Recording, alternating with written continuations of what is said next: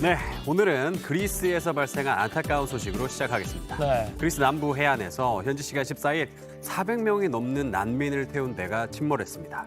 오늘 새벽 현재까지 확인된 사망자만 최소 79명, 104명이 구조됐다고 당국은 전했는데요. 104명이 구조됐다. 그럼 실종자가 최소한 200명은 넘는 상황이네요. 예, 매우 심각한 상황입니다. 네. 현재 생존자들 사이에선 배 갑판까지도 사람들로 가득했다고 하고요. 구조 당국은 500명 이상이 탑승했던 것 같다면서 이 피해가 더 커질 가능성을 내비쳤는데요. 직접 들어보시죠. Πολύ φοβάμαι ότι θα είναι και μεγαλύτερος, γιατί ήταν μεγάλος ο αριθμός των επιβαινόντων στο σκάφος, πολύ μεγαλύτερος από τη χωρητικότητα που είχε το συγκεκριμένο πλοιάριο. 특히 이 배가 뒤집힌 곳은 수심이 깊은 지역이었는데다 구조 헬기가 도착했을 때는 이미 보트는 형체가 보이지도 않을 정도였다고 합니다. 야, 근데 지금 사진 보니까 배에 엄청 많은 사람들이 예. 탔던 건데 이게 배가 어디서 출발했던 거예요? 배는 이주민들을 태우고 리비아에서 이탈리아를 향해 출발한 것으로 아. 추정되고 있습니다. 리비아는 이탈리아를 포함해 유럽 곳곳으로 떠나려는 아프리카 이주민의 대표적인 출발지로 꼽히는 곳이잖아요. 네. 워낙 이렇게 피해가 크다 보니까 그리스 대통령까지 현장을 긴급 방문했는데요. 실종자들 부디 한 명이라도 더 구조되길 기도하겠습니다. 네.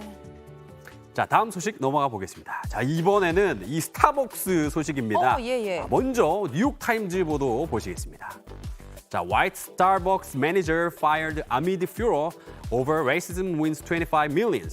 인종차별 분노 속에 해고된 스타벅스 백인 매니저 2,500만 달러를 받게 됐다라는 이 제목의 기사인데요. 네. 이거 어떤 내용이냐면 5년 전이죠. 미국 스타벅스에서 발생한 흑인 인종차별 논란 당시 해고된 백인 매니저가 이 소송을 통해서 2,560만 달러, 우리 돈 무려 320억 원의 보상금을 와, 받게 됐다고 엄청 합니다. 많은데요? 네, 지난 2008년 필라델피아의 한 스타벅스에서 흑인 남성 2명이 화장실 좀 쓰겠다고 요청을 했거든요. 근데 그거를 한 직원이 거부하고 경찰에 신고했어요. 예.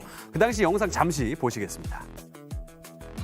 자, 스타벅스 안에 백인 경찰들이 가득하고요. 앉아있는 흑인 남성이 자세히 보시면은 수갑을 지금 차고 있는 중입니다. 네.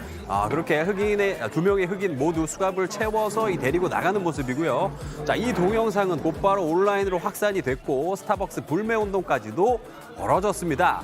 근데 문제는 이 과정에서 당시 스타벅스가 비판 여론을 잠재우기 위해서 백인 매니저를 역차별했다라는 거예요. 스타벅스는 흑인 남성 2명을 경찰에 신고한 스타벅스 매장의 흑인 관리인에 대해서는 아무런 조치를 취하지 않았지만 당시 사태와의 관련이 없던 백인 매니저에 대해서만 해고를 결정했다고 합니다. 그리고 이게 역차별 논란을 낳은 거예요. 어허. 안 그래도 요즘 인종차별 여론에 굉장히 민감하잖아요. 의식을 해서 그런 것 같은데 백인 매니저 입장에서는 충분히 억울할 수 있죠. 관련이 없다면 뭐 그러겠네요. 예. 네, 스타벅스는 이 2018년 인종차별 논란 이후에 현재까지도 매장 전면 개방 정책을 시행 중인데요. 하지만 스타벅스는 꾸준히 시민의 공중 화장실 사용 문제는 정부가 해결해야 한다고 주장을 하고 있어서 언제 이 매장 개방 정책이 바뀔지는 모르겠습니다. 아무튼 우리 돈 320억 원의 보상금은 상당히 좀 놀랄만 하네요. 네. 그렇죠. 자, 다음 소식 가보겠습니다. 자, 지금 시뻘건 불길이 치솟는 이 건물에서 몸을 던져서 소중한 생명을 구한 시민 영웅이 화제가 되고 있습니다. 지금 남미 페루인데요. 네. 페루 수도 리마에 있는 건물에 지금 불이 난 상황입니다. 소방차 11대가 출동할 정도로 큰 불이었고요. 근데 미처 대피하지 못한 걸까요? 자, 아찔하게 외벽에 매달린 남성이 네. 지금 포착된 모습입니다. 근데 매달려 있는데 계속 약간 위로 올라가려고 하는 것 같은데요. 좀 네네. 피할 데가 있는 건가요? 건물 주변에 모여서 상황을 지켜보던 사람들은 어찌된 영문인지 지금 이 상황을 보면서 환호를 좀 보내고 있는 상황이고요. 뭐야? 네, 근데 이 상황을 보니까 이 건물 4층에 유기견 보호센터가 있었다고 합니다. 불길 속에서 자칫 위험할 수 있는 개들을 구하기 위해서 지금 이 남성이 건물 위로 올라가고 있는 모습입니다. 그렇구나. 다행히 남성은 유독가스를 피해서 옥상으로 대피한 개들을 무사히 구조했습니다. 다행이다. 무려 25마리나 있었다 그래요. 당시 상황이 소셜미디어를 타고 알려지면서 선행을 펼친 남성, 곧바로 영웅이 되었습니다. 네. 근데 알고 보니까 이 남성이요, 인근 다리 밑에서 지내는 노숙인이었다고 합니다. 우연히 화재를 목격하게 됐는데 개들을 그냥 죽게 할 수는 없다는 생각에 움직였을 뿐이라고 전했습니다. 와, 쉽게 할 수 없는 일이죠. 영웅은 영화에만 있는 게 아니라 현실에도 존재를 하네요. 네, 맞습니다. 현실 영웅이란 뭐 이런 분이겠죠. 우리 사는 세상 이런 사람들이 있어서 아직 살만한 것 같고 좀 노숙인 분도 금융치료 좀 받으셨으면 좋겠네요. 아, 많은 칭찬. 그러네요. 네. 자, 다음 소식 가보겠습니다.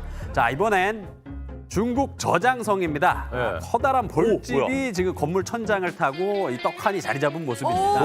오, 무서워요. 엄청 커요, 그죠? 네. 네, 근데 여기가 황당하게도 13층 아파트 안의 이 풍경입니다. 근데 저 아파트는 뭐 주인 없는 빈집인 건가요?